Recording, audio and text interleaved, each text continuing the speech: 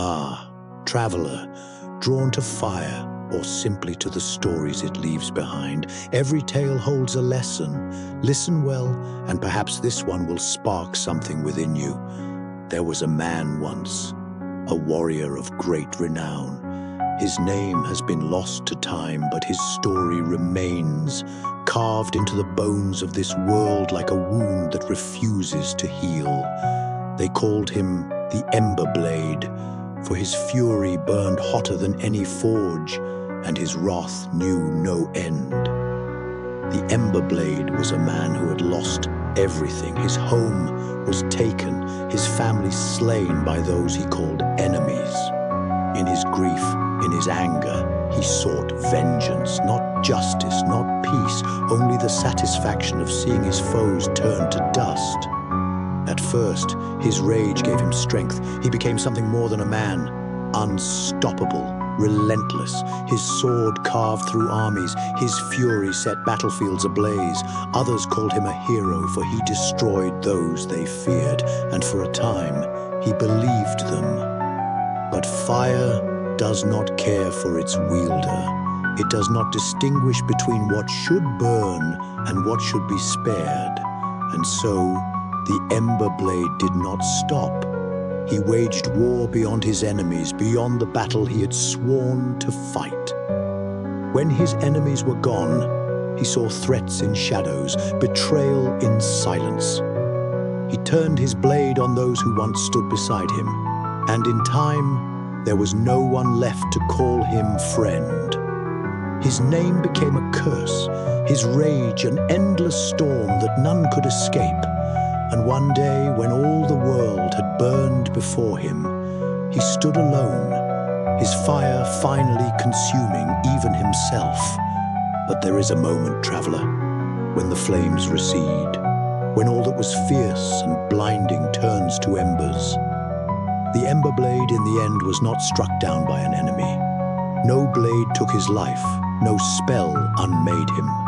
Instead, he stood upon the last battlefield of his making, surrounded by nothing but ruin. And for the first time in his long, furious war, he saw the truth. He had won every battle, yet lost everything.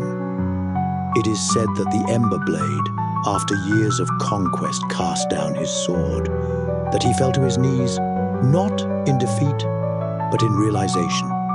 The rage that had driven him for so long had left him hollow. There was no enemy left to fight, no wrong left to right, only himself and the ruin he had wrought. And so, he did the only thing left to do. He walked away, not to another war, not to claim another throne. He walked the lands he had once destroyed, not as a warrior, but as a man seeking atonement. Some say he rebuilt the villages he burned, stone by stone, asking for no reward. Others claim he tended the graves of those he had slain, speaking their names so they would not be forgotten. In time, his legend changed. No longer the Emberblade who burned the world, but the one who had learned to temper his fire before it was too late. I tell you this tale not to frighten, but to warn. Anger is not a sin, nor is rage a weakness. They are fire, powerful, raw, and intoxicating.